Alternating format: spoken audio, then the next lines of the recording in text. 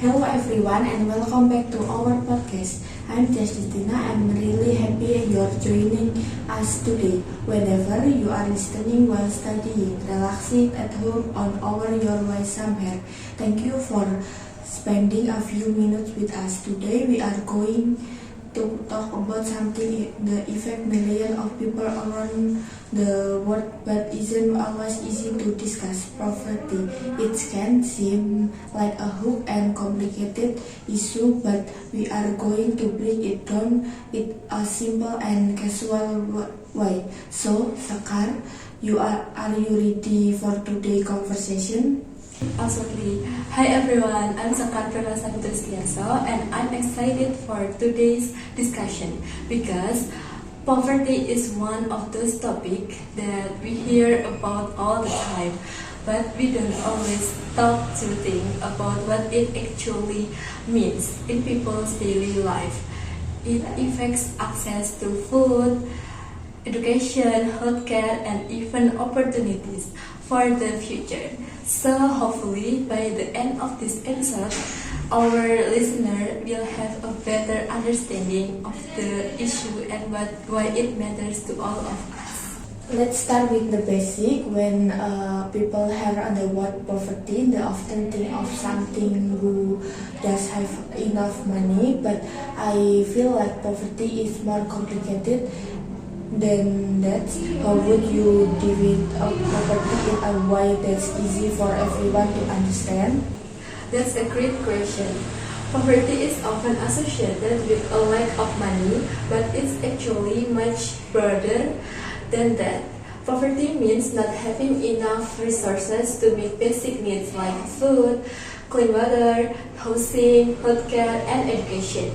It can also mean not having the same opportunities as others.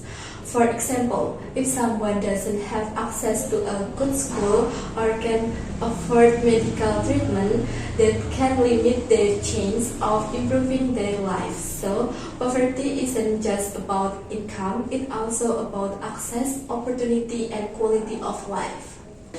That makes a lot of sense. So, in a way, poverty affects many different areas of a person's life, not just their wallet.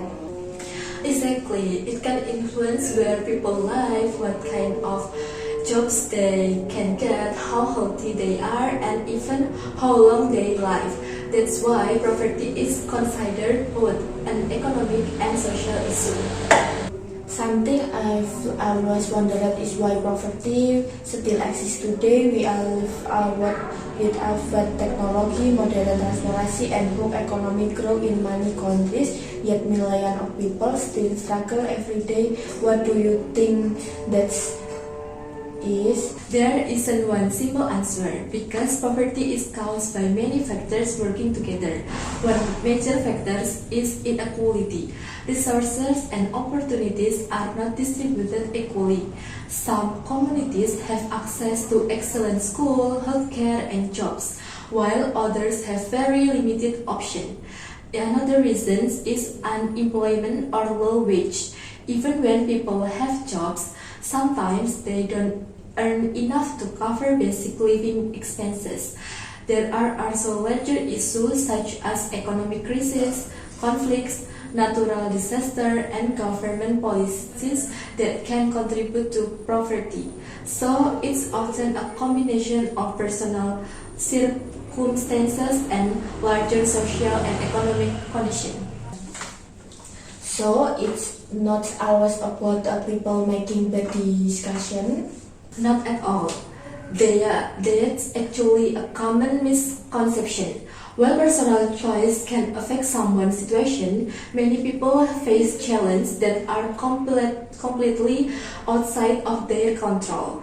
They might be born into a poor family, live in an area with limited opportunities, or experience unexpected events like illness or job loss. Poverty is often much more complex than people realize.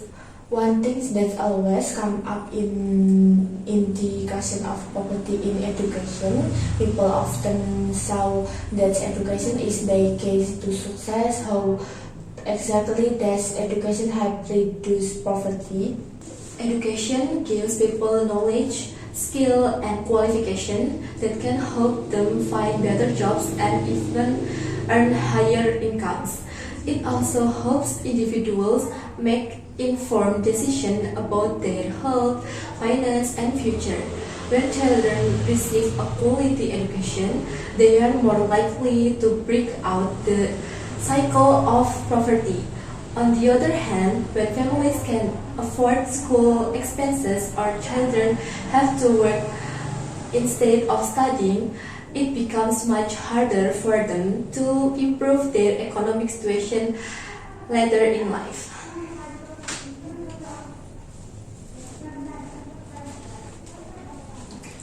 So, poverty and education are closely connected. Definitely, lack of education can lead to poverty, and poverty can limit access to education.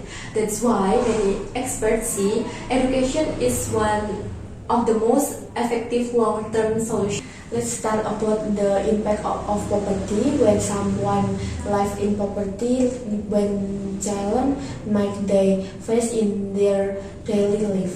The challenge can be overwhelming. People may struggle to afford nutritious food, which can affect their health. They might live in an unsafe or overcrowded housing condition. Access to healthcare can also be limited, making it difficult to treat illness or prevent health problems. Children might have fewer educational opportunities, and adults might face constant access about paying bills, supporting their families. Poverty doesn't just affect one area of life. It can create difficulties in almost every aspect of a person's daily experience. I imagine that living with the kind of stress every day must be really difficult. Absolutely. Finance uncertainty can cause anxiety and emotional strain. Many people living in poverty work incredibly hard, but they still struggle to make ends meet. That's why empathy is so important when discussing this issue.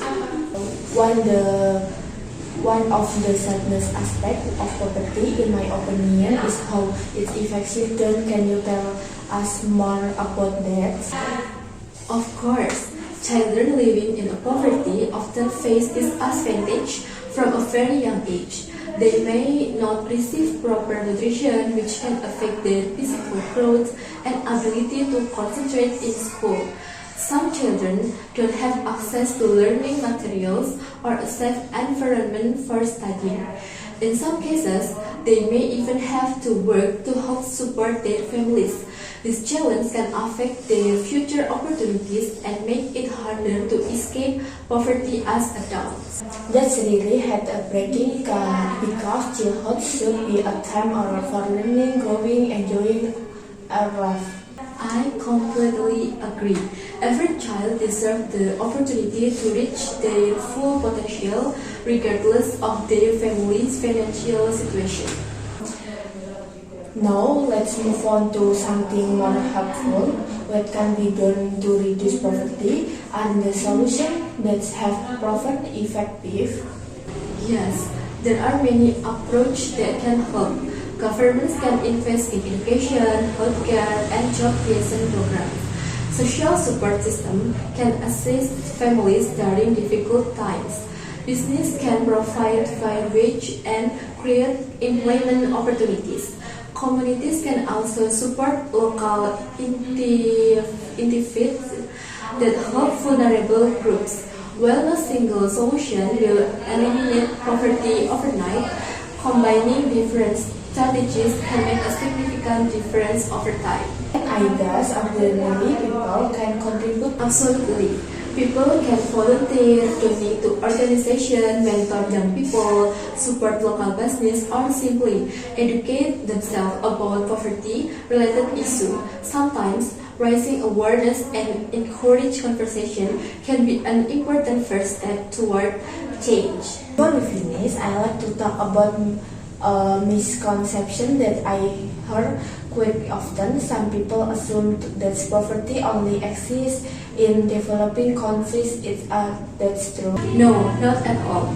Poverty exists in almost every country, including some of the wealthiest nations in the world.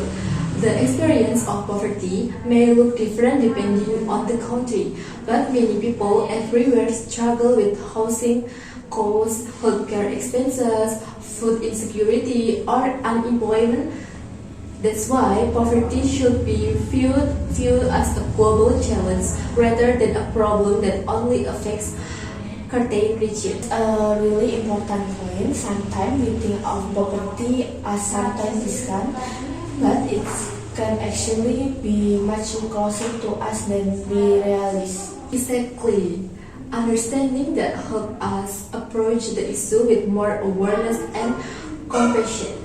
Well, we have covered a lot today. We're talking about what poverty is, why it exists, how it affects people life, and sometimes possible solution. One thing I've learned from this discussion that is poverty is much more complex and simply not having enough money. It's connected to education, healthcare, employment, and access to opportunity.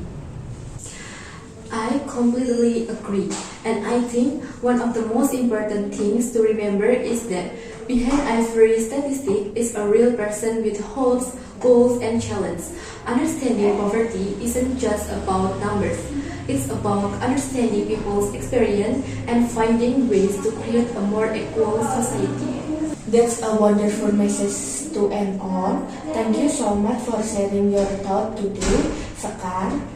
Thank you, Tias. I really enjoyed this conversation.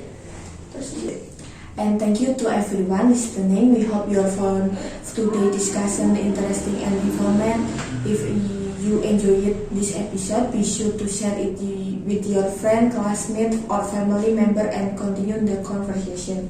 See you next time for another interesting topic. Take care and stay curious, and thank you for listening. Goodbye everyone.